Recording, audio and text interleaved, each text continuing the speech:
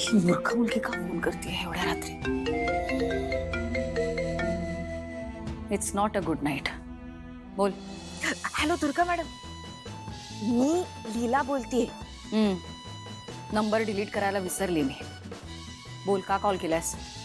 ते मला तुमच्याशी ना थोडंसं बोलायचं होतं. आत्ता? नाही नाही, आता बोलायचं नाहीये, बोलायचं उद्या आहे. अगं मग आत्ता का कॉल केलायस एवढ्या रात्री? ते ठरवायला की उद्या कधी बोलायचं. मी ठेवते. बाय. नाही नाही नाही, ठेवू नका, थांबा. आता काय आहे? मी उद्या सकाळी तुम्हाला तुमच्या बंगल्याच्या गार्डन मध्ये भेटते. अगं वेडीस का तू?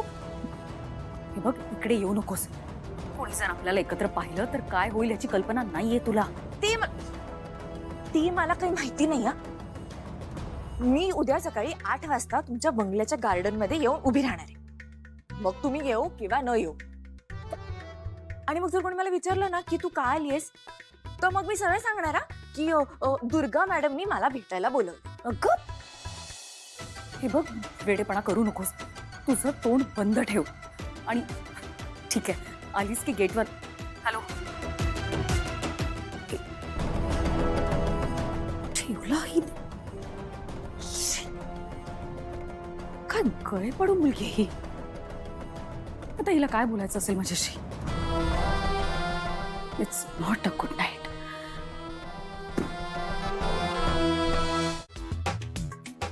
तोपर्यंत रेडी राहा. म्हणजे आज लीला मॅडम एकतर हिरोईन होणार, नाहीतर डेड बॉडी. धक धक.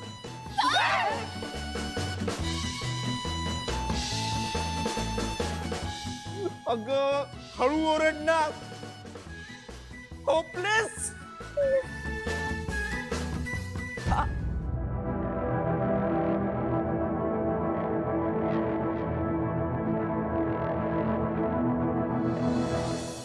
नाही नाही नाही नाही नाही, नाचायला पण डान्सर आहात का वहिनी? नाचायचं नाहीये सरस्वती, ऍक्टिंग करायची. आणि आपल्याला नाही एजेंना. वहिनी, तुम्हाला कळलं नाही, ती मुलगी एजेंना ऍक्टिंग करायला सांगते. म्हणजे ती मुलगी तिच्या तालावर नाचवते आपल्याला. आणि तिच्या तालावर नाचायला पण डान्सर आहोत का, असं म्हणायचं होतं मला.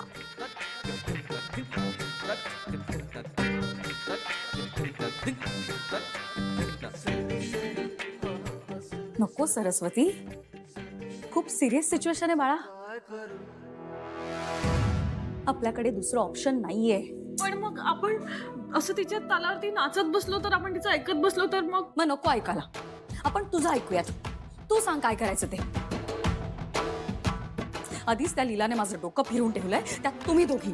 आणि ही, अरे तुम्हाला माहिती आहे ना, ती मुलगी कुणालाच घाबरत नाही.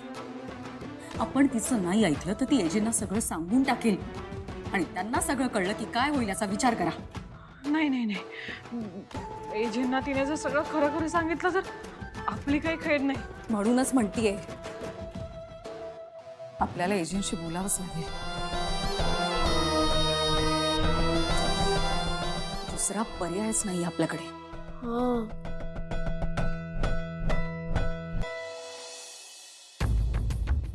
कोणी सांगितलं होतं एजंट समोर इतका शो ऑफ करायला? आता एवढा खर्च केलाय आणि ते आलेच नाही तर जीव घेईन मी तुझा. हे हे कसले कप आहे? चांगले कप मागवा. हे बघा, एजेस सरांसमोर मला कसलीच चूक नकोय. आणि हे असे वागलात ना तर मी कुणालाही सोडणार नाही. चला कामाला लागा. डायरेक्टर कुठे? हे प्रोड्युसर लोक एवढे चिडके का असतात? ताई, तू टेन्शन का घेतेस? एजे अंकल नक्की येतील. तू आधीच इतक्या चुका करतेस, पॅनिक झालं तर मग वाटच आहे. तसं नाही रे बटर, पण कसं आहे ना की ते जर खरंच नाही आले ना तर खूप अवघड होऊन बसेल सगळं. ऍड मध्ये दिसणं तर दूरच राहिलं, इकडनं जिवंत घरी जाऊ शकले ना तरी पुष्कळ. असं काही नाही होणार. मी पण बघतो माझ्या ताईला कोण त्रास देते ते. मी तुझा फक्त बॉय नाही, बॉडीगार्ड पण आहे.